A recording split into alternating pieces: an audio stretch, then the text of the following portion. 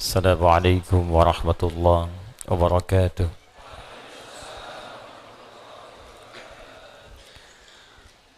الحمد لله الذي خلق الإنسان من علق. الحمد لله الذي وعدنا لنكون من عباد الله المهديين. الحمد لله الذي أنزل القرآن وفيه شفاء وهدى للعالمين. ثم الصلاة والسلام على رسول الله نبينا ومولانا محمد وعلى آله وصحبه ومن والاه وبعده. فيا عباد الله، أوصي نفسي وإياكم بتقوى الله فقد فاز المتقون. فلا تموتن إلا وأنتم مسلمون. فقال تعالى: يا أيها الذين آمنوا اتقوا الله حق تقاته ولا تموتن إلا وأنتم مسلمون. Saudara-saudariku, alhamdulillah kita masih diberikan kesempatan untuk beribadah dan mempelajari sebagian dari tuntunan syariat agama kita di masjid ini. Semoga seluruh niat kita diikhlaskan oleh Allah Subhanahu wa taala, karena seluruh ibadah akan bergantung kepada niatnya. Demikian Nabi Muhammad sallallahu alaihi wasallam menyampaikan pesan kepada kita dalam satu hadis yang diriwayatkan oleh sahabat mulia Umar ibn al-Khattab Abi Hassin radhiyallahu taala anhu, dan dinukil oleh Al-Imam Al-Bukhari dalam pembuka kitab sahihnya pada nomor hadis yang pertama dalam kitab Bad'ul Wahyi. Innamal a'malu binniyat wa innama likulli imri'in ma nawa. Sungguh seluruh aktivitas pekerjaan apalagi ibadah itu akan bergantung kepada niatnya. Ini setidaknya memiliki dua makna utama. Pertama, semua hal yang terkait dengan motivasi, khususnya niat, itu akan sangat menentukan capaian, kesungguhan, dan kesuksesan sebuah pekerjaan. Jadi kalau niat kita sempurna dalam mengerjakan sesuatu, maka motivasi untuk mengerjakan pekerjaan itu pun akan maksimal dan sempurna. Anda niatnya sempurna untuk belajar, maka semua energi kita pun itu akan maksimal digunakan untuk belajar. Anda bekerja dengan niat yang tulus menyempurnakan pekerjaan, maka energi kita pun akan sempurna untuk memaksimalkan pekerjaan yang kita tunaikan. Dalam pendekatan ukhrawi atau akhiratnya, maka niat akan menentukan nilai pahala yang Allah berikan kepada kita terkait aktivitas yang kita tunaikan sebagai ibadah ataukah bukan. Jadi begitu kita kerjakan diniatkan karena Allah, maka berubah ia menjadi ibadah, dan disitulah kemudian memiliki nilai pahala. Tapi sebaliknya, sekalipun itu tanpa ibadah, bagian dari ibadah, tapi niatnya tidak ditujukan untuk kepentingan ibadah, maka dia tidak memiliki nilai pahala di hadapan Allah Subhanahu wa taala. Saya berikan contoh begini, misal dia terlihat seperti ibadah, Salat itu ibadah, infak itu ibadah. Tapi ada orang yang bahkan dicela oleh Allah ketika salat, tidak dianggap ketika infak. Siapa mereka? Yaitu orang yang tidak meniatkan ibadahnya untuk ibadah. Fawailul lil musallin, celaka orang salat. Anda bayangkan, orang salat ada yang dinilai celaka, apalagi yang tidak salat. Tapi siapa yang salat dan celaka ini? Alladzina hum an salatihim sahun, yaitu orang yang lalai dalam salatnya. Lalai yang dimaksudkan apa? Apakah lalai ini lupa rakaat? Apakah lalai ini melambat-lambatkan salat? Ternyata definisi lalai yang pertama yang disebutkan di ayat ini, teruskan ayatnya, alladzina hum yuraun. Pertama, yang lalai dalam niatnya. Lalai dalam niatnya. Seorang yang ibadah, motivasinya ingin dilihat Allah. Ini yang paling pertama dari niat. Ketika seorang ibadah, maka keinginannya dilihat oleh Allah. Itu yang disebut dengan ihsan namanya. Hadis Muslim nomor hadis yang ke-8. An ta'budallaha ka'annaka tarah fa illam takun tarahu fa innahu yarak. Maka engkau menjadikan ibadahmu itu semua ingin dilihat oleh Allah. Walaupun engkau tak mampu melihatnya, maka engkau yakin kau diperhatikan oleh Allah Subhanahu wa taala. Ingin dilihat oleh Allah disebut ihsan sifatnya. Orangnya disebut muhsin. Ingin dilihat oleh makhluk salah niat, maka disebut riya namanya. Alladzina hum yura'un. Maka terlihat seperti ibadah tapi disebut celaka oleh Allah Subhanahu wa taala karena gagalnya niat. Demikian infak. Orang yang infak dengan tujuan bukan karena ibadah, hanya ingin dilihat oleh orang lain, maka disebut oleh Allah seperti orang yang bekerja tapi tak ada nilai. Seperti mengumpulkan pasir-pasir yang lembut lalu dihempas oleh buih-buih air yang kemudian menghabiskannya. Quran surah kedua Al-Baqarah ayat 264. Ya ayyuhalladzina amanu la tubtilu sadaqatikum bil manni wal adza kalladzi yunfiqu malahu ria'an nas. Hei orang-orang yang beriman, jangan engkau gugurkan, batalkan. Jadi ada yang disebut oleh Allah batal amalnya. Salah niat, batal amal. Dikerjakan tapi tak punya nilai. Kayak orang kerja nggak punya gaji. Orang kerja tak dapat upah. Orang ibadah tak dapat pahala. Dan disebut oleh Allah batal amalnya. Seperti orang infak yang mengerjakan infaknya disertai dengan perbuatan yang merusak. Apa diantaranya? Orang infak yang riya ingin dilihat oleh orang lain. Demikian hal pertama yang kita kerjakan dalam setiap aktivitas. Niatkan semua pekerjaan kita karena Allah Subhanahu wa taala, termasuk dalam mengikuti ta'lim yang kita hadirkan pada malam hari ini. Dengan niat yang ikhlas maka sempurna ilmu akan diberikan kepada kita. Dan dengan niat yang ikhlas karena Allah, tingkatkan takwa kepada Allah, maka akan dipermudah kita untuk menangkap dan mengamalkan pengetahuan yang kita pelajari. Itu yang dimaksudkan di intisari Quran surah kedua Al-Baqarah di akhir ayat 282. Wattaqullah wa yu'allimukumullah. Tingkatkan takwamu kepada Allah. Awal meningkatkan takwa kepada Allah memperbaiki niat. Ketika takwa ditingkatkan, wa yu'allimukumullah, maka Allah akan menambahkan padamu tambahan-tambahan pengetahuan. Semoga Allah memberikan kemudahan pada kita pada setiap apa yang kita pelajari. Kita memulai dengan mendoakan saudara-saudari kita, semoga yang sampai malam hari ini belum beriman kepada Allah, dikuatkan jiwanya untuk bersyahadat sebelum ia wafat kembali kepada Allah Subhanahu wa taala. Semoga para pelaku maksiat pada malam hari ini disadarkan hatinya dan mau bertobat, dan semoga kita bersama mereka wafat dalam keadaan husnul khatimah insyaallah. Dan kita juga berdoa semoga segala ujian, khususnya penyakit yang tengah kita hadapi bersama saat ini, COVID-19 atau yang dikenal dengan corona, diberikan kekuatan kita semua untuk menghadapi musibah ini. Khususnya saya ingin menghimbau kepada siapapun kita semua, ada dua hal yang penting kemudian kita maksimalkan terkait dengan kondisi kita, erat kaitannya dengan virus corona yang sedang kita hadapi saat ini. Yang pertama, kita mesti sadar bahwa anatomi tubuh manusia itu terdiri dari 3 bagian. Ini yang diinfokan dalam Al-Quran. Ada fisik, jasad, ada akal, ada roh. Ingat betul ini. Mungkin yang dipelajari di biologi, di kedokteran, itu hanya fokus kepada fisik saja. Anatomi fisik. Yang dipelajari di pengetahuan anatomi akal.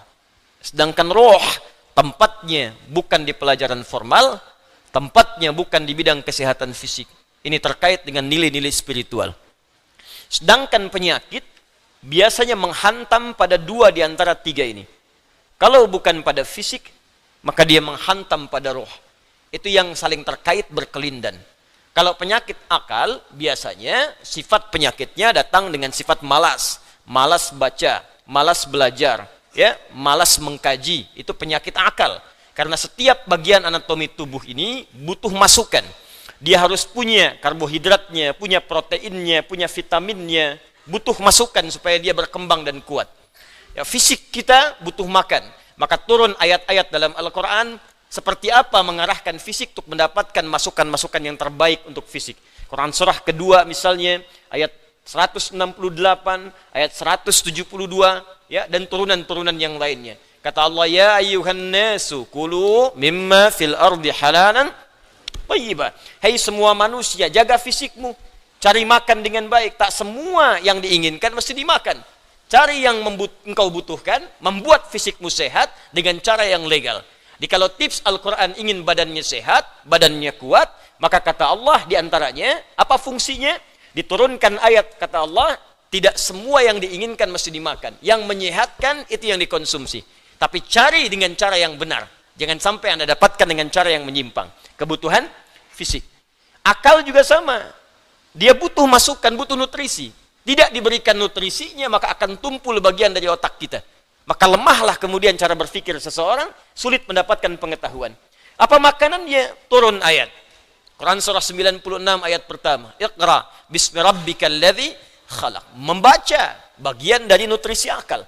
Turun ayat tentang mencari pengetahuan dengan cara yang benar. Quran surah ke-58 ayat 11. Yarfa'illahu alladhina amanu minkum walladhina utul ilma darajat. Allah akan mengangkat derajat seseorang ketika dia memenuhi bagian-bagian kebutuhan hidupnya. Tingkatkan imanmu, yang kedua, tambahkan pengetahuan. Quran surah ke-9 ayat 122. Wa ma kana al-mu'minuna liyanfiru kaffah falawla nafara min kulli firqatin minhum ta'ifah liyattafaqahu fid din wa liyunziru qaumahum idza raja'u ilaihim la'allahum yahdharun. Kata Allah, ayo belajar sampai paham, sampai mengerti. Kalau sudah pandai, balik ke kampung masing-masing, ajarkan orang di kampung supaya mendapatkan pengetahuan yang serupa. Nutrisi terkait akal. Ruh tidak banyak dipelajari. Sejak zaman Nabi, orang bertanya pada Nabi SAW, Muhammad, apa esensi roh? Bagaimana sifatnya? Bagaimana bentuknya? Apa nutrisinya? Turun Quran surah ke-17 ayat 85 untuk menjawabnya. Yas'alunaka 'anir ruh. Qulir ruhu min amri rabbi wa ma utitum minal ilmi illa qalila. Muhammad SAW, mereka semua banyak bertanya kepadamu tentang esensi roh. Katakan pada mereka, roh itu urusanku. Semua infonya hanya dimiliki Allah Subhanahu wa ta'ala. Dan kalian tidak diberi pengetahuan kecuali sedikit. Sedikit untuk urusan fisik, silahkan. Ya, gali analisis terkait tentang fisik, bedah. Dapatkan kebutuhannya, teliti bagian-bagiannya, dapat kita infonya. Tentang akal silahkan temukan, kreasi. Dapatkan ciri-ciri pengetahuan yang baru, bidang-bidangnya, turunan-turunannya. Tapi roh, kata Allah, hanya aku yang tahu nutrisinya. Maka diturunkanlah kemudian nutrisi roh untuk menguatkan nilai spiritual seseorang yang bisa menguatkan fisik dan akalnya. Awas, hati-hati ya. Kalau fisiknya sakit, tapi rohnya sehat, itu boleh jadi daya tahan tubuhnya semakin kuat. Dalam arti, bisa jadi, walaupun fisiknya kurang sehat, tapi rohnya kuat, dia bisa menjalani kehidupan dengan baik. Tapi kalau rohnya sakit, walaupun fisiknya terlihat sehat, sesungguhnya dia dalam keadaan selemah-lemahnya dalam beraktivitas. Nanti kita akan buktikan. Ya. Apa nutrisinya? Ibadah. Karena itu tidak ada nutrisi terbaik bagi roh kecuali ibadah. Untuk itulah kita diperintahkan sholat, diperintahkan mengaji, diperintahkan puasa, diperintahkan baca Al-Quran, diperintahkan tahajud. Apa esensinya? Untuk memberikan masukan kepada roh. Berikan makanannya supaya dia sehat. Berikan makanannya supaya dia kuat. Apa kaitan dengan kondisi saat ini? Dari hal yang saya paparkan ini, teman-teman sekalian, maka kita bisa bersama-sama menghadapi, musibah yang tengah kita alami saat ini dengan virus corona. Kita bagi pada dua bagian. Pertama, secara fisik, rujuk Kementerian Kesehatan. Bagaimana informasi dari pemerintah yang disampaikan kepada kita, kita ikuti itu. Ya. Maaf, perilaku hidup yang sehat. Ya, kemudian cari makanan yang dibutuhkan yang kuat, hindari begini begitu, tipsnya kita ikuti karena itu ikhtiar. Ya, ikhtiar secara fisikal yang kita bisa ikuti pedoman-pedomannya. Tapi ada bagian juga yang sangat penting yang terkait dengan pedoman roh. Karena sekuat-kuatnya fisik, kalau rohnya lemah, maka akan berpengaruh pada ketahanan fisiknya. Saya beri contoh sederhana begini. Fisiknya kelihatan sehat, tidak ada luka, nggak ada masalah, cuma rohnya sakit. Iri hati, dengki, perasaan pesimis, perasaan tak enak hati, itu ketika terjadi menimpa roh, dampaknya pasti akan hadir ke fisik. Sakit iri hati, hatinya rohnya yang sakit, fisiknya kuat. Tapi makan jadi nggak enak. Ketemu orang jadi nggak nyaman. Tidur jadi nggak enak, terbawa ke fisik. Sebaliknya penyakit fisik, kalaupun rohnya bagus, fisiknya kena penyakit, tapi tetap beraktivitas akan tetap semangat. Nabi Ayyub itu kan serangan fisiknya kuat. Tapi karena kondisi rohnya kuat, untuk ibadah pun luar biasa. Baru saat kondisi penyakit mengganggu kepada ibadahnya, baru mohon kepada Allah Subhanahu wa Ta'ala diberikan kesembuhan. Baik. Karena itu, terkait dengan ini, saya ingin memberikan pendekatan-pendekatan spiritual, bagaimana kita bisa menguatkan roh, sehingga daya tahan tubuh kita untuk terbantu, ya, bisa menguatkan diri, dan setidaknya membangun kepercayaan diri, agar kita tetap beraktivitas dengan sempurna dan sebaik-baiknya. Ini penting saya sampaikan, karena beberapa pekan ini, saya menerima pesan, tidak hanya dari Indonesia, tapi dari saudara-saudari kita yang di luar negeri, khususnya di bilangan Korea, kemudian ada di Jepang, di beberapa tempat, bahkan yang jangankan untuk ta'lim, untuk sekedar salat berjamaah pun sekarang belum diizinkan untuk berada di masjid atau di tempat-tempat terbuka karena dikhawatirkan tersebarnya dengan mudah virus COVID-19 ini. Ya, kita turut mendoakan insyaallah semoga Allah ringankan, mudahkan dan hilangkan ya penyakit yang dimaksudkan sehingga memudahkan saudara-saudari kita untuk beribadah kembali dengan baik. Ya, kemudian yang kedua saya ingin ajarkan zikir dalam Al-Qur'an yang bisa menguatkan roh tatkala dilanda penyakit-penyakit semacam yang kita hadapi pada saat ini. Satu, jika kita tidak tertimpa dengan penyakitnya, tapi khawatir itu hadir di lingkungan kita, maka diajarkan doa oleh Al-Quran terkait doa yang pernah dibacakan Nabi Ibrahim alaihissalam. Salah satunya terdapat di Quran surah ke-26 Asy-Syu'ara ayat ke-80. Wa idza maridtu fahuwa yashfin. Wa idza maridtu fahuwa yashfin. Singkat, padat. Wa idza maridtu fahuwa yashfin. Kalaupun aku sakit, apapun penyakitnya, pasti Allah akan menyembuhkan. Saya ulang ya. Wa idza maridtu fahuwa yashfin. Kalaupun aku ditimpa penyakit, apapun penyakitnya, pasti Allah sembuhkan. Ini bentuknya fi'il madhi tapi maknanya mudhari'. Das ya? Kalaupun aku sakit, wa idza kalau ketemu fi'il madhi maknanya mudhari'. Sebaliknya, mudhari ketemu dengan iz maknanya madhi. Iz yaqulu iz ya, iz misalnya, iz bertemu dengan fi'il mudhari maknanya madhi. Tapi kalau fi'il madhi bertemu dengan idza ya, itu maknanya mudhari, akan, belum kejadian. Ya, belum kejadian. Jadi kalau Anda khawatir dengan hal-hal demikian, kata Al-Qur'an tetap optimis. Tetap semangat. Ya, jadi kalau ada penyakit, ada apapun di sekitaran kita, jangan sampai berhenti beraktivitas. Kalau menjadi epidemi, jadi wabah, kata Nabi, lakukan karantina. Benar yang dikerjakan sekarang. Yang sakit jangan datang ke tempat-tempat perkumpulan, jangan keluar dari wilayah, kata Nabi, tinggal di situ. Yang tak sakit jangan berkunjung ke situ. Nah, itu perintah yang Nabi sampaikan ketika menjadi kepala negara. Maka kalau sekarang kepala negara atau lewat kementerian menginformasikan, jangan dulu orang asing masuk ke sini. Atau yang kena penyakit jangan berbaur. Nah, itu bagus, kita ikuti.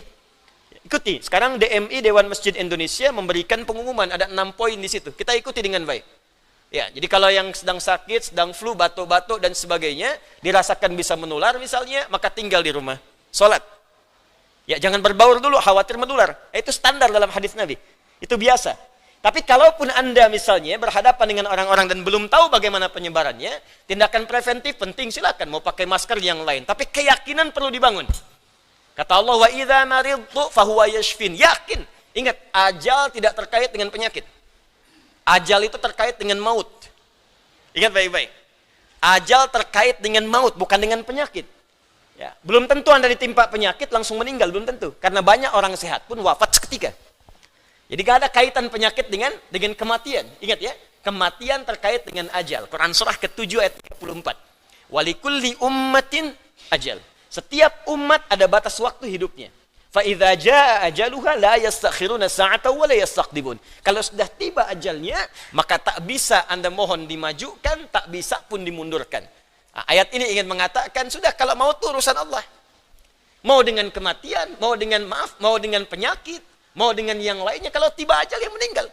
Kalau belum tiba ya nggak akan wafat. Makanya nggak usah terfikir bunuh diri, nggak ada kerjaan. Ya. minum Baygon misalnya 1 kontainer, ya kalau belum tiba ajalnya nggak akan wafat. Ya, jelas ya. Dan kalaupun sedang sakit, jangan dikait-kaitkan dengan kematian. Mungkin yang nengok meninggal duluan. Bisa jadi begitu. Atau dokter yang mengobati, wafat duluan. Ya, mungkin terjadi. Karena itu, kalaupun Anda kemudian, misal ada vonis dari dokter, Anda terkena, Anda suspek, Anda macam-macam. Tidak. Jangan simpulkan dengan hal-hal yang kecil dulu. Ketika Anda simpulkan, dekatkan dengan kematian, justru itu akan menurunkan imun Anda, sehingga kekebalan tubuh itu semakin menurun. Kuatkan. Ya, wa idza maridtu fahuwa yashfin. Kalaupun saya sakit, Allah pasti akan sembuhkan. Tapi jaga diri baik-baik dengan hal-hal yang tadi diisyaratkan. Yang kedua, kalau Anda terkena penyakitnya dan divonis menjadi bagian dari ahli penyakit itu, misal yang sekarang terkena misalnya kena corona atau kena yang lain, kena cancer, kena macam-macam, maka Allah ajarkan zikir yang selanjutnya yang bisa Anda bacakan. Tapi tolong dibacakan dengan penuh keikhlasan dan permohonan kuat kepada Allah Subhanahu wa taala. Saya akan gabungkan 3 surah sekaligus.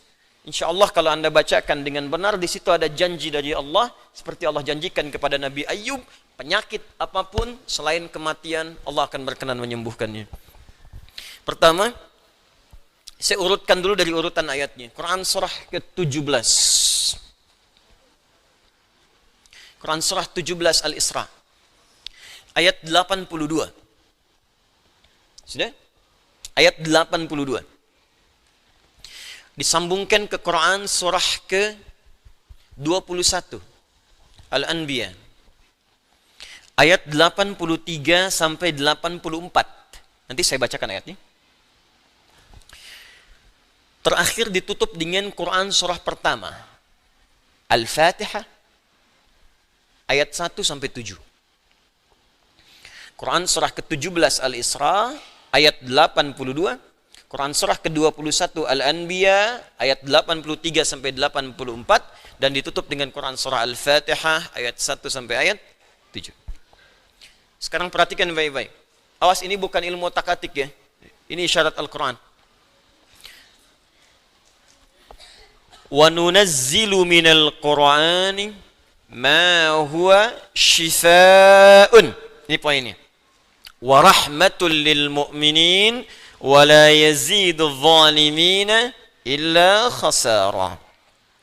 Wa nunazzilu minal Qur'an, dan kami turunkan dari ayat-ayat Al-Quran itu ma huwa shifaa'un, ada yang bisa menjadi syifa.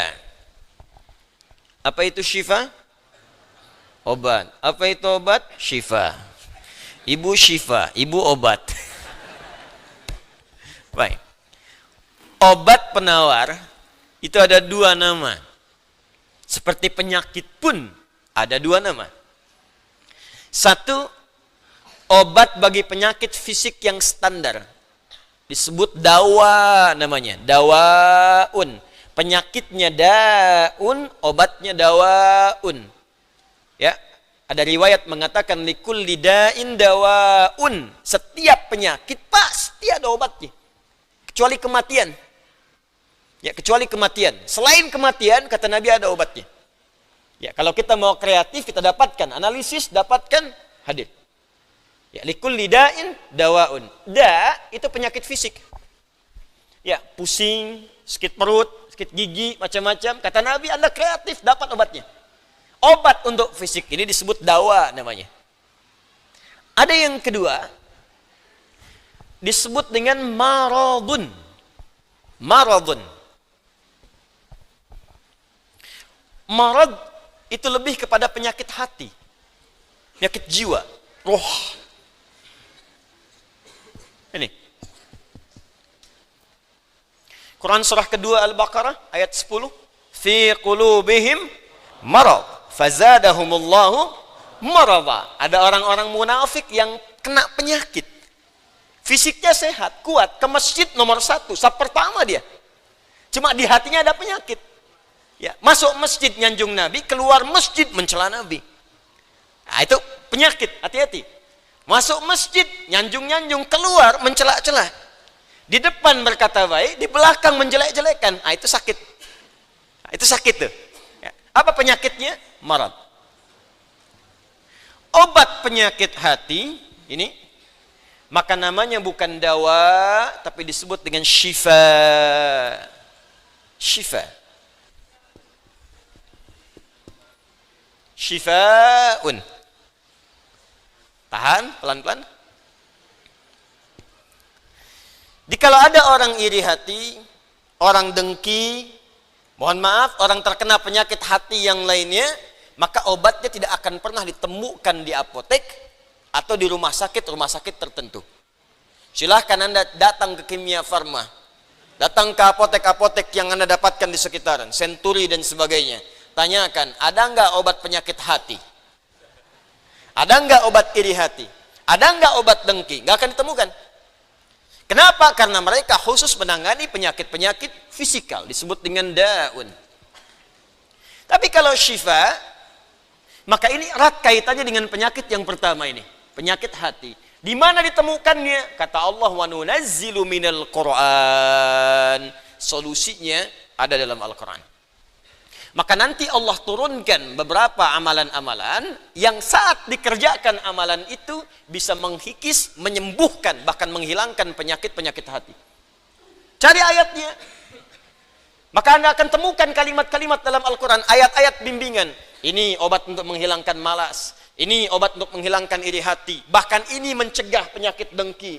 Kalau ada orang sekitaran dengki dengan kita, bacakan ayat ini. Turun surah Al-Falaq. Kalau ada orang munafik, bacakan surat yang ini. Kalau ada orang ini, bacakan surat yang ini.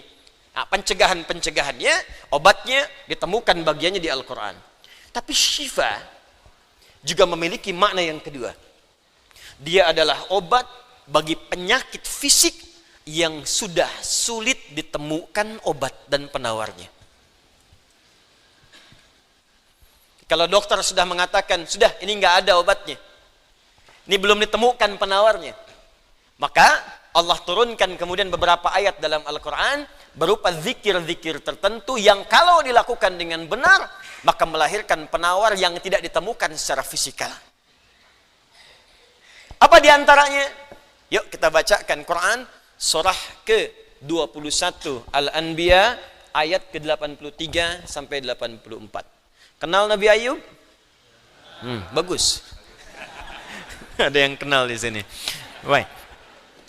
Bukankah ujian Nabi Ayub salah satunya kena penyakit fisik? Bukankah ujian Nabi Ayub alaihissalam salah satunya kena penyakit fisik? Ya. Pertama ujian harta, habis semua asetnya. Yang kedua ujian keluarga, wafat semua anaknya. Yang kedua ketiga ujian fisik. Ditimpa, diuji dengan penyakit, maaf, yang belum ditemukan obatnya, tidak akan pernah dirasakan orang sebelumnya, tidak dialami orang setelahnya, saking parahnya penyakitnya. Dokter mengatakan sudah nggak ada obat. Orang mengatakan secara klinis mustahil sembuh, nggak ada obatnya. Maka apa yang dikerjakan oleh Nabi Ayub alaihissalam? Ingat, ini pesan dari Al-Quran. Ada isyarat begini, ketika manusia mengatakan, makhluk mengatakan ini mustahil, itu tanda pertama dari Allah supaya langsung kita diminta untuk memohon kepada Allah subhanahu wa ta'ala. Jadi kalau ada orang mengatakan ini nggak bisa, itu langsung tanda langsung dari Allah supaya tinggalkan pendapat makhluk, minta kepada Khalik. Itu poinnya. Makanya seringkali ujian penyakit itu diantaranya mendorong kita untuk mendekat kepada Allah. Jadi kalau Anda diberikan penyakit sampai parah, nggak menyebut nama Allah juga, perlu dikasih apa lagi supaya ingat sama Allah? Jadi kalau diberikan yang paling parah, nggak sempat menyebut nama Allah juga, Anda perlu dikasih apa lagi? Karena itu seringkali ujian itu, kata Nabi, jika Allah mencintai seorang hamba, diberikan ujian supaya dekat dengan Allah. Innallaha idza ahabba 'abdan ibtala. Allah itu kalau sudah cinta dengan seorang hamba, diberikan ujian supaya ingat, nyebut. Mungkin sebentar lagi wafat, sebut nama Allah, dekatkan diri dengan Allah. Makanya, maaf ya, nikmat kesehatan itu berharga ketika sakit. Ya, syukur nikmat itu datang ketika sakit. Peningkatan ibadah hadir ketika sakit. Begitu diuji, ingat Allah. Nah, ini yang dikerjakan Nabi Ayub alaihissalam. Begitu penyakitnya sudah mulai mengganggu beliau ibadah, maka perhatikan zikirnya. Amalkan ini, bacakan dengan penuh ketulusan. Wa ayyuba, dan kami buka kisah Ayub alaihissalam. Idh nada rabbahu anni massani yadurru wa anta arhamur rahimin. Ini zikirnya. Anni massani yadhurru wa anta arhamur rahimin. Anda boleh bacakan dari sini. Ya, anni massani yadhurru wa anta arhamur rahimin. Allahumma anni massani yadhurru wa anta arhamur rahimin. Allahumma anni massani yadhurru wa anta arhamur rahimin. Dalam tahajud Anda mohon kepada Allah. Yang divonis misalnya matanya sulit sembuh, yang divonis misalnya ini penyakit gak mungkin sembuh, yang divonis cancer macam-macam, minta Allahumma anni massani yadhurru wa anta arhamur rahimin. Ya Allah, penyakit ini sudah mulai mengganggu saya untuk bisa fokus ibadah kepadamu. Ini kuncinya. Jadi kalau bacakan ayat ini, arahkan ke kepentingan ibadah. Jangan cuma minta sembuh. Sebab yang pengen sembuh pun banyak. Jangankan Anda, yang lain pun pengen sembuh. Apa motivasinya supaya Allah cepat sembuhkan kita? Maka dekatkan kesembuhan itu pada kepentingan ibadah. Minta, ya Allah saya pengen sholat. Berikan kesembuhan pada kaki saya untuk bisa melangkah. Ya. Ini peserta karantina Al-Quran, mungkin sebentar lagi akan datang kisahnya. Ada salah satu matanya yang gak berfungsi. Divonis gak bisa melihat. Gak bisa melihat salah satunya. Dia ikut karantina. Dia baca Quran dengan tulus. Dia berdoa kepada Allah. Sekitar 2-3 hari yang lalu, tiba-tiba dia masuk kamar mandi, dapat cahaya, terbuka, melihat semua. Sekarang matanya bisa melihat normal dua-duanya. Minta, Allahumma anni massani yadhurru wa anta arhamur rahimin. Sebentar.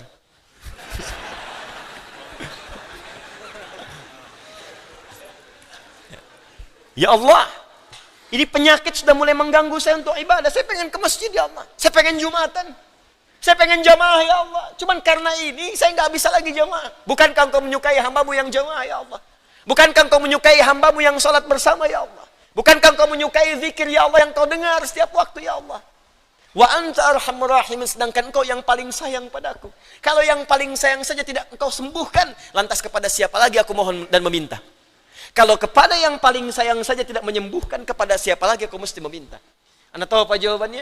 Fastajabna lahu fakashafna ma bihi min dhurrin wa atainahu ahlahu wa mithlahu ma'ahum rahmatan min indina, ujungnya wa dzikra lil abidin. Kata Allah, kalau ada orang yang mengamalkan zikir ini seperti Ayub mengerjakannya, aku akan sembuhkan penyakitnya, hilangkan semua kesulitannya, bahkan aku kembalikan aset-aset yang dirasakan hilang.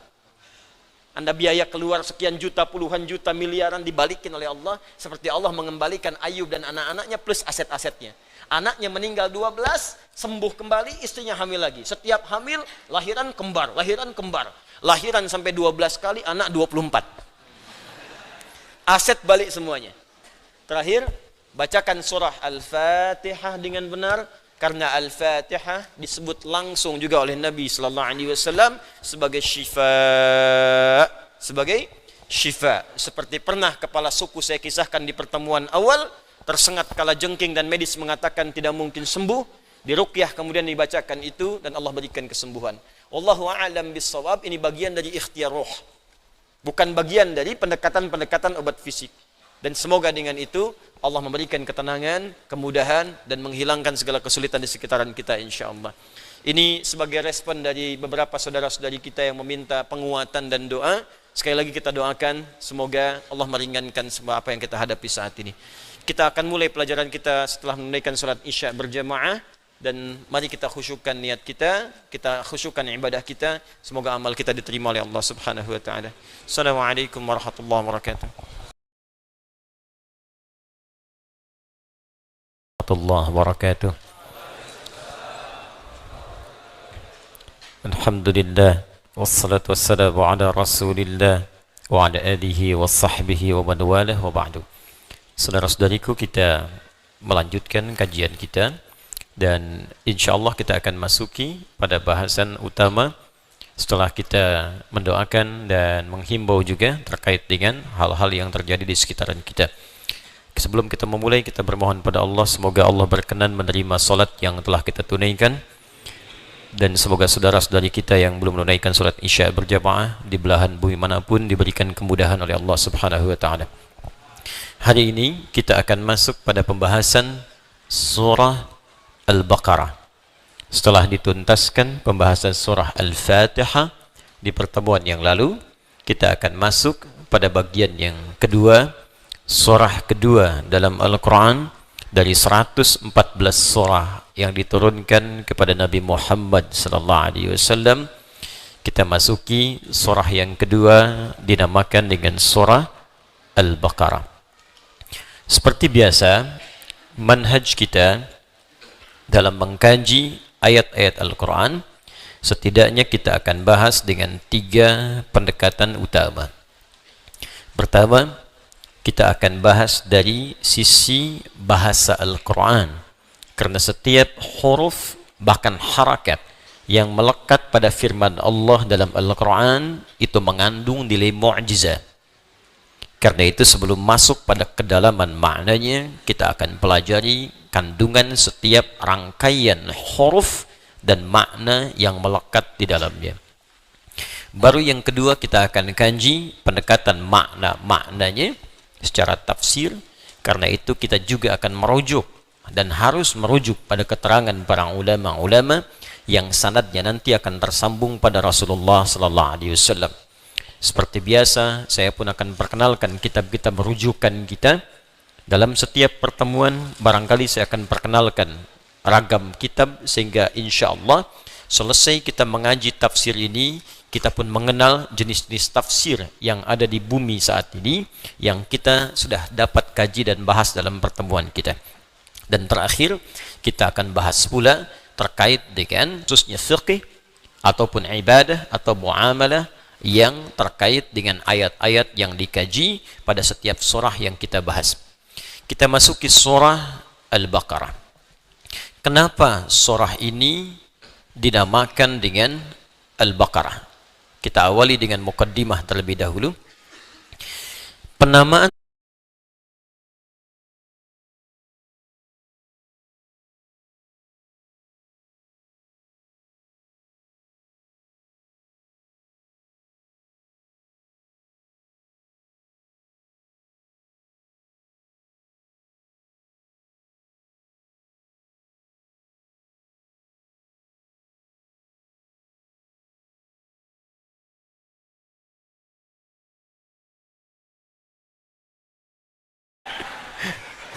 saya sengaja buka karena kadang ada akhwat masuk sana sini gitu kan, supaya tidak bercampur.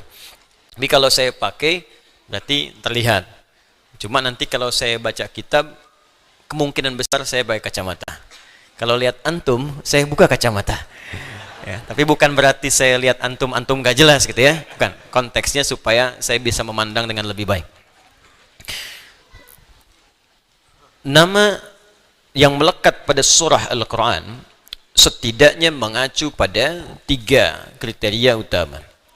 Pertama, ada nama yang dilekatkan pada sebuah surah mengambil lafaz atau kalimat yang terletak di ayat itu, baik dia berada di awal ayat, pertengahan, ataupun akhirnya.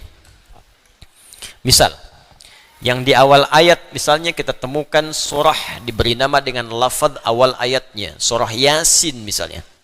Ya, surah ke-36. Yasin wal Qur'anil baik. Maka diberi nama surahnya dengan surah Yasin, mengambil lafaz pertama di awal ayat, di awal surah yang dimaksudkan. Yang juz amma misal surah Ad-Duha. Wad-duha wal-laili idza saja. Wad-duha, maka diberikan nama yang melekat pada surah ini dengan nama Ad-Duha. Ada lagi misal yang di pertengahan, ya, Al-Insyirah atau surah Alam Nashrah atau Asy-Syarah. Ya, dari mana kalimatnya diambil Asy-Syarah? Ada redaksi berbunyi di awal ayatnya Alam Nashrah laka sadrak. Alam awal pembukanya, nashrah.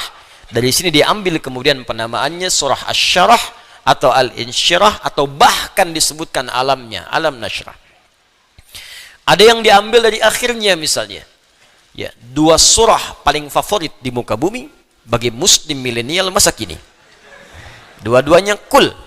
Ya, kul terakhir dalam Al-Quran surah 113 dan 114. 113 Qul a'udzu birabbil falaq. 114 ini yang paling favorit. Qul a'udzu birabbin nas. Maka surah 113 diberi nama surah Al-Falaq, dan surah ke-114 diberi nama surah An-Nas. Jadi ada nama surah yang diambil dengan nama lafaz pembuka atau yang melekat pada ayat itu, baik di awal, pertengahan ataupun akhir ayat, karena hikmah tertentu. Nanti kalau sudah masuk ke dalam surah dan ayatnya, kita bahas hikmahnya. Ada yang kedua, diberi nama dengan esensi yang melekat pada isi surah tersebut, walaupun namanya tidak ada di lafadznya. Jadi kalau dicari di lafadz surahnya, sampai kiamat kurang 2 hari, nggak akan ketemu. Nggak ada dicari-cari lafadznya itu. Tapi esensinya ke situ. Misal, tadi 113, 114, 112. Ya, ini dibaca orang-orang yang paling ikhlas di muka bumi. Kul pelengkap dari yang 2 tadi. Ya.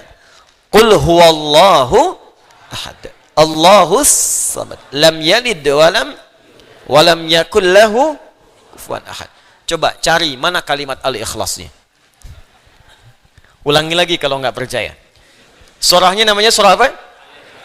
Tuh. Bacaannya qul huwallahu Allahus lam yalid walam yakul lahu, mana al-ikhlasnya? Secara lafaz tidak ditemukan. Secara esensi makna, kalau dibaca semua sampai akhirnya, intinya ikhlas. Apa itu ikhlas? Dan menggunakan alif lam sehingga menjadi al-ikhlas. Contoh. Nah, pakai kacamata.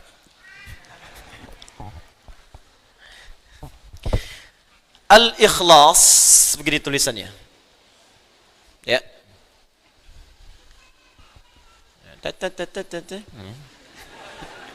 Hamzahnya qata, ya, harus qata. Ini wasalnya qata. Ikhlas. Akar katanya dari kata khalasa. Khalasa. Ini. Khalasa. Ditambah hamzah di depannya, gini. Itu dari kaidah sharafnya. Ketika ditambahkan hamzah di depan, maka harakat di sini pindah ke sini. Karena pindah, yang ini mati. Ya, mati dengan tenang. Ya ayyuhan nafs, ya ayat Tuhan nafsul mutmainnah. Mati dengan tenang, bahasa Arabnya tenang, sukun. Karena itu rumah tangga yang ingin tenang disebut dengan sakinah. Sakinah, mawaddah dan rahmah. Quran surah ke-30 ayat 21. Litaskunu ilaiha. Tapi taskunu masih hidup, meninggal sukun. Makanya di atasnya ada bulatan. Ya, di film-film kartun dulu kan kalau dia mati ada bulatan di atasnya kan? Nah, ya kan?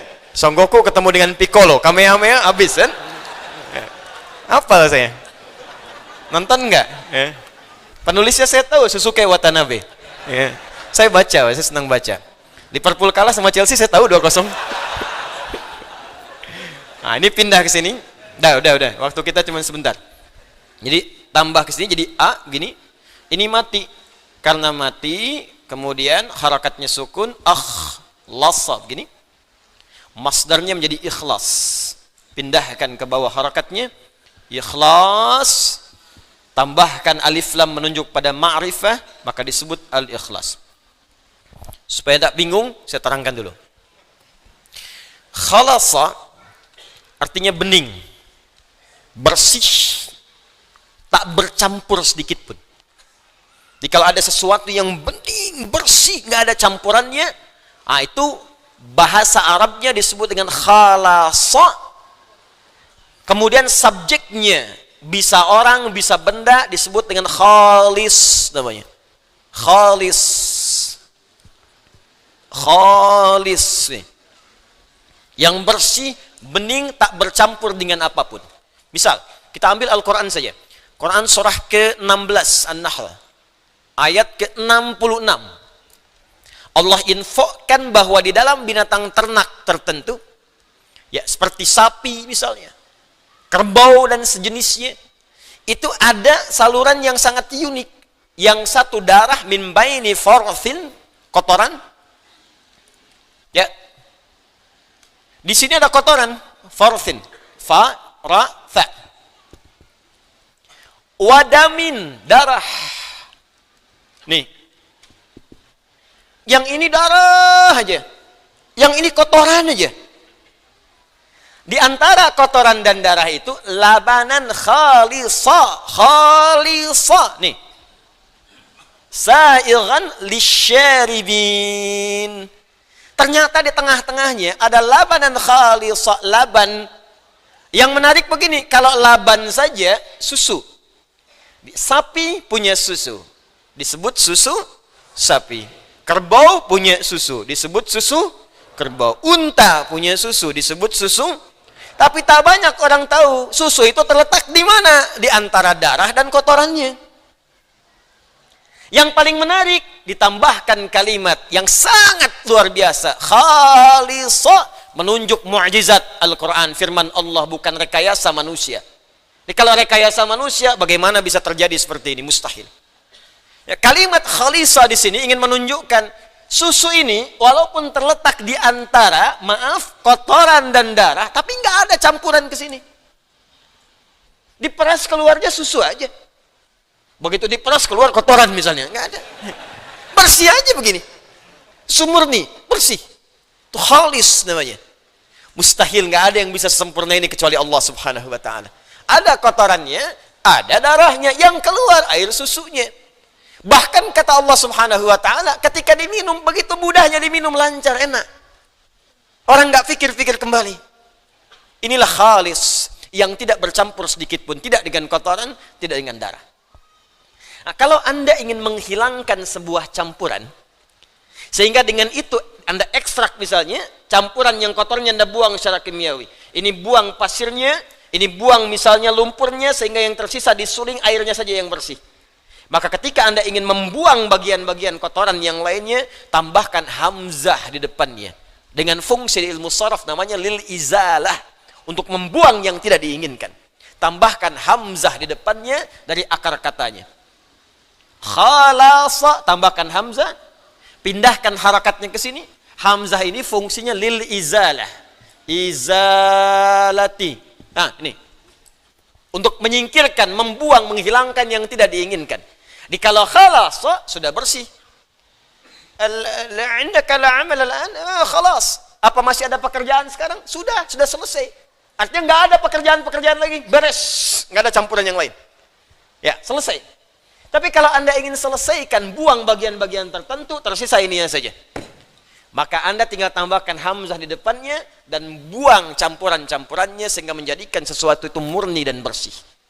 Tambahkan jadi akhlasa. Nih.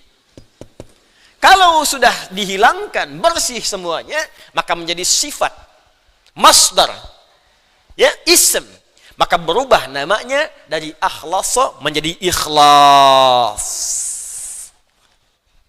Kalau Anda khususkan pada hal tertentu, misal, saya ingin menyembah Allah saja dan saya hilangkan campuran-campurannya. Ya, saya tidak ingin menyekutukan Allah, saya tepikan yang lain-lain. Yang saya sembah Allah saja. Yang saya pertuhankan hanya Allah, yang lain saya tepikan. Saya tidak mengakui yang lain, saya buang semua. Hilangkan. Yang saya akui hanya Allah saja. Maka tambahkan alif lam di depannya pada kalimat ikhlas. Menjadi al-ikhlas. Karena itu ketika Anda membaca surah Al-Ikhlas, maka surahnya hanya menunjuk kepada Allah semata, yang lain buang semua. Qul huwallahu, katakan Muhammad kalau ingin bertuhan, hanya Allah saja satu-satunya. Ahad itu satu, nggak ada duanya. Apalagi tiga dan sebagainya. Karena itu namanya pun langsung ditetapkan oleh Allah. Di ketika turun pertama kali, itu kalimatnya Rabb semua. Ya, Qul a'udzu birabbil falaq, qul a'udzu birabbin nas, Rabb. Orang-orang Quraisy bertanya, Muhammad, nama Tuhanmu sebenarnya siapa? Kalau Rabb, kami juga punya Rabb, namanya Lata, Uzza, Manat. Itu Rabb kami. Rabb kamu siapa? Maka turun kalimat dari Allah. Qul, katakan pada mereka. Huwa, yang dimaksud Rabb itu Allah. Ahad. Sudah. Hanya satu-satunya, nggak ada yang lain. Bahkan namanya pun menunjuk pada yang satu. Saya pernah katakan kepada Anda, ini nama mesti beda dengan nama Tuhan dan makhluk, mesti lain. Kalau Anda ingin menuhankan sosok Tuhan, maka ciri pertamanya kata Al-Quran mesti beda dengan makhluk. Ada khalik, ada makhluk. Kalau makhluk punya sifat ketuhanan, berarti tidak sama. Kalau Tuhan punya sifat makhluk, berarti bukan Tuhan. Jadi yang paling logis antara Tuhan dengan makhluk mesti beda sebeda-bedanya. Makanya ada kalimat dalam Al-Quran singkat, padat, jelas, tepat. Laisa kamitslihi syai'. Nggak boleh sama. Makanya namanya pun kata Allah beda. Ketika Anda hilangkan semua namanya pun satu persatu hurufnya akan tetap menunjuk kepada Allah Subhanahu wa taala. Allah. Tuh tulisannya. Kurang kebaca, saya gedein. InsyaAllah. Bismillah. Tuh saya tulis sendiri, hapus sendiri. Ya. Ya mah cuman ngelihat, nonton, ketawa, masuk surga. Enak banget. Alhamdulillah. Lihat sini. Allah. Tuh. Ahad. Satu-satunya, nggak ada yang lain. Saya nggak bicara sifat dan yang lainnya dulu. Saya bicara tentang namanya dulu. Bahkan kata Allah, namanya pun ahad. Hanya menunjuk pada yang satu, yang lain nggak bisa ikut. Gimana kalau kita buang? Buang satu. Baca. Lillahi ma fis samawati wa ma fil ard. Masih menunjuk kepada Allah. Yang lain nggak ikut-ikut. Buang satu lagi. Satu dibuang, maka tasdidnya hilang. Lahu mulkus samawati wal ard. Lahu ma fis samawati wa ma fil ard. Masih menunjuk kepada Allah. Buang lagi lamnya. Baca. Hu, singkatan dari huwa. Tahu dari mana disingkat? Sebab ketika kita baca huwa, maka wakaf di situ, wa-nya nggak bunyi. Al-Baqarah ayat 255. Allahu la ilaha illa hu. Kalau mau baca huwa, teruskan. Wasal. Allahu la ilaha illa huwal hayyul qayyum. Baru baca huwa. Karena bacaan Quran termasuk bahasa Arab itu, al-arabu la tantiqu illa bil harakat wa la taqifu illa bis sukun. Orang Arab tak mungkin mengucapkan kecuali ada harakatnya, disebut dengan hidup ayu. Dihidupkan dengan a fathah, ya kasrah i atau u dhammah. A i u. Awas, wa taqifu au tantahi bis sukun, dan berhenti dengan sukun. Walaupun ada tandanya harakat, kalau berhenti harakatnya enggak dibaca. Baca Al-Fatihah, nggak ada yang bunyi di ujungnya kalau dia sukun. Alhamdulillahi Rabbil Alamin. Sukun. Padahal akhirnya fathah. Cek ya, khatam-khatamnya sampai 10-14 riwayat, nggak ada yang dibunyiin akhirnya. Alhamdulillahi Rabbil Alamin. Nggak ada. Pasti mati. Maka yang disebut mad jadi panjang, arid baru. Kenapa? Karena sukun, mad arid disukun. Ini pun sama, kalau Anda ingin berhenti pada kalimat huwa, Allahu la ilaha illa wa-nya hilang. Allahu la ilaha, enggak ada yang lain, jangan ikut-ikut. Illa, kecuali yang ini aja, huwa. Kalau berhenti di sini, wa-nya enggak dibaca, hu. Paham? Baik, terus Anda tanya lagi, huwa ini siapa? Balikin ke al-ikhlas tadi. Kul, katakan, huwa, yang dimaksud huwa ini, Allah. Kul huwa Allah ahad. Kul huwa Allahu ahad. Allah lagi. Anda hapus semuanya, hilangin tuh. Tuh. Hilangin. Hilang. Kelihatan nggak? Nggak kelihatan, namanya ghaib. Alladzina yu'minuna bil ghaib. Menunjuk ke Allah juga. Jadi yang lain nggak ikut, satu tanda. Jadi indah. Jadi kalau Anda baca surat Al-Ikhlas dengan benar, qul huwallahu ahad, mesti ikhlas. Apa artinya ikhlas di sini? Menjadikan Tuhan itu hanya Allah saja, yang lain tidak ikut-ikut. Karena itu kalau orang sudah paham, bergantungnya pun pasti akan terkait dengan yang satu. Allahus somad. Sifat-sifat makhluk hilang, melahirkan, dilahirkan hilang. Lam yalid walam yulad, berteman, punya sekutu. Nggak mungkin Tuhan tuh mesti kuat. Manusia punya partner, Tuhan tidak. Makhluk dilahirkan, Tuhan tidak. Makhluk melahirkan, Tuhan tidak. Makhluk mesti lebih lemah dibanding Tuhan. Walam yakul lahu kufuwan. Maka Tuhan tak punya syarikat. Indah konsepnya. Ini konsepsi dalam Islam. Jelas konsepsinya. Paham? Tapi dalam kejelasan ini pun tetap diminta menghormati orang lain. Tuh indahnya, kok cari deh di kitab manapun. Tunjukkan pada saya. Nggak akan ada yang seperti ini keterangannya. Tunjukkan pada saya. Anda ada, ditemukan, silahkan. Potong kambing. Nggak ada. Lakum dinukum. La ikraha, jangan paksa orang. Tugas kita meyakini, cuman belajar supaya benar-benar yakin. Jangan cuma mengatakan la ilaha illallah, syahadu an la ilaha illallah, tapi nggak ada ilmunya. Dikasih super mie pindah. Kasih sarung pindah, kasih biskuit pindah. Makanya mesti ada ilmu. Ilmu itu kita pelajari, dikenal dengan ilmu tauhid namanya. Untuk mengesahkan Allah, dari kata ahad muncul wahada yuwahidu tauhidan. Itulah yang disebut Quran surah ke-47 ayat 19. Fa'lam annahu la ilaha. Terjemahkan dengan ilmu nahunya, baca dengan balaghahnya. Fa'lam, maka cepat mesti punya ilmu. Bukan sekedar dengan terjemah, maka ketahuilah, ya sudah tahu. Yang tahu itu diyakinkan. Bagaimana meyakinkannya? Cari ilmunya, pelajari supaya kita yakin betul menyembah Tuhan yang benar. Harus yakin, tuh agama pengetahuan Islam itu. Dituntut kita untuk tahu, cari. Pelajari kenapa Tuhanmu Allah. Itu Allah sendiri yang nyuruh. Sampai benar-benar yakin, makanya nggak goyah kita. Sampai yakin betul. La'annahu la ilaha illallah. Sampai engkau bisa tetapkan dalam jiwamu, nggak ada Tuhan selain Allah. Paham? Tapi dalam keadaan ini pun jangan paksa orang. Hormati orang lain, jangan ganggu. Kalau mau orang lain ibadah, silahkan ibadah. Jangan diganggu mereka. Kalau tanya, kita jelaskan. Kita dakwahi dengan baik. Mau masuk, alhamdulillah. Mau tidak, itu pilihan. Fair kan? Toleran tidak? Maka saya sering katakan, jangan ajarkan toleransi pada umat Islam. Sudah khatam, Cepi. Sudah lengkap semua. Toleransi, menghormati, sudah. Tapi standar dalam setiap keyakinan, merasa yang diyakini itu benar. Itu sudah standar.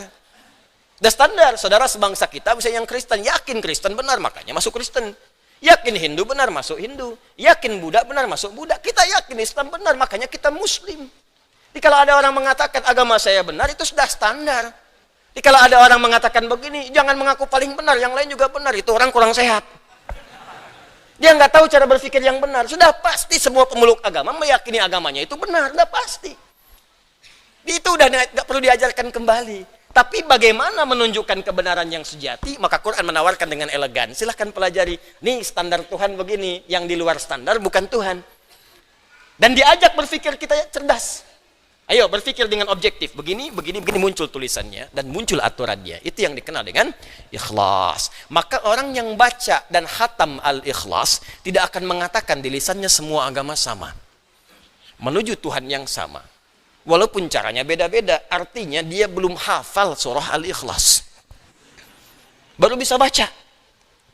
Ya, kalau sudah khatam, sudah hafal, terpatri dalam jiwanya, hormati saudara sebangsa kita yang lain. Jangan ganggu mereka. Jangan macam-macam, bikin bom panci, bom kartel, bom kulkas, bom macam-macam, datang ke tempat ibadah orang, nggak boleh. Haram hukumnya. Jelas di sini? Nah, itu bagian yang kedua, penamaan sebuah surah didasarkan pada nama esensi atau makna yang melekat di dalam surah itu. Yang ketiga, terkadang ada kisah yang sangat inspiratif. Yang hikmahnya akan terbawa dalam setiap masa. Pada kehidupan setiap umat manusia. Karena itu sifatnya akan abadi. Karena sifatnya abadi melewati setiap masa dan waktu, diumumkanlah, diinfokan dan diajarkan oleh Al-Quran supaya manusia belajar dari kisah ini. Kalau baik bisa diteruskan, kalau buruk dia tidak berulang. Maka di antara penamaan surah dalam Al-Quran adalah yang diberikan dengan nama-nama kisah yang dimaksudkan. Salah satunya adalah nama bagi surah yang kedua dalam susunan mushaf pada Al-Quran, diberi nama dengan surah Al-Baqarah. Surah Al-Baqarah ini menganut bagian yang ketiga, yaitu disebutkan penamaannya atas kisah inspiratif yang terjadi pada satu masa yang hikmahnya ingin disampaikan oleh Allah kepada kita umat manusia tanpa mengenal batas dan waktu. Seperti apa kisahnya? Bagaimana kemudian inspirasinya? Seperti apa diawali ayat sampai akhirnya? Ini yang coba kita akan baca dalam kesempatan malam hari ini. Jelas sampai sini? Apa artinya Al-Baqarah? Sapi betina. Kalau sapi jantan, buang taknya, bakar. Jelas ya? Ya, sapi jantan. Kalau sapi betina, Al-Baqarah. Baik. Unta jantan, Jamal. Unta betina, oh jangan ngarang, bukan Jamalah. Enggak semua yang betina itu atau yang kemudian gendernya beda mesti tambah tak, tidak semua begitu. Nanti repot begitu kan. Masjid itu buat laki-laki, buat perempuan masjidah. Ini tidak. Nah, unta jantan jamalun, unta betina naqatun. Naqatallahi wasuk ya fakadzabuhu faqaru ha. Unta jantan jamal hatta yalijal jamalu fi samil khiyat. Jelas? Kalau unta saja nggak tahu jantan atau betina, ibil. Ibil. Bukan unta nggak jelas jantan betina, bukan. Bukan lucu-lucuan aja gitu kan, bukan. Ini unta kalau kita belum tahu ini jantan atau betina umum namanya ibil. Afala yanzuruna ilal ibili kaifa khuliqat. Apakah dia jantan atau betina? Kalau sudah tahu jantan jamalun, betina naqatun. Jelas? Unta yang ditunggangi. Punya bagian beban tunggangan, apa namanya? Ba'ir. Nah, unta itu punya banyak nama. Kalah antum sama unta. Nanti lain waktu kita bahas. Nah, sekarang Baqarah itu sapi betina secara terjemahan. Tapi ingat, membaca Al-Quran dan share tentang nama surah tidak boleh dengan terjemahan. Terjemah itu hanya untuk mendekatkan makna pada keterangan yang akan kita gali. Tapi share ini tetap menggunakan bahasa Arabnya. Karena mu'jizat. Ya, termasuk nama-nama melekat pada Al-Quran mu'jizat yang kalau disebutkan terjemahannya hilang sifat mu'jizatnya. Akhi lagi merajaah surat apa? Al-Baqarah, An-Nisa, Ali Imran, An-Nahl, senang semua. Ukhti lagi merajaah surat apa? Surat mak-mak. Hilang. Anda apa? Surat semut. Ya, An-Nisa tadi, An-Naml yang berikutnya. Kan gak enak kedengarannya. Nah, apa kisah yang terjadi dalamnya sehingga disebutkan Al-Baqarah, kita bacakan kemudian keterangannya. Saya bawa kitab namanya Qasasul Quran, karangan Syekh Muhammad Ali Qutb. Nah, nanti kalau sudah masuk pada kisah yang lain, mungkin satu saat saya akan bawakan infokus, mungkin di sini dipasang. Ada buku bagus termasuk peta-petanya, Atlas Qasasul Quran. Ada atlasnya, ini petanya di mana? Misal Nabi Ayub lahirnya di mana? Sekarang tempatnya di mana? Posisinya di mana? Kanan atas, kiri bawah, atau ke tengah-tengah, dia di negara mana? Nah, Nabi Sulaiman sebelah mana? Nanti kita coba tunjukkan sehingga sampai sejelas-jelasnya. Paham ya? Ini kita buka kisahnya. Ini mengisahkan tentang kisah-kisah yang ada dalam Al-Quran. Ya, ini masih asli, saya dapatkan asli, jilidnya asli, masih berbahasa Arab. Ya, karena itu nanti saya coba bacakan, kita ambil pada malam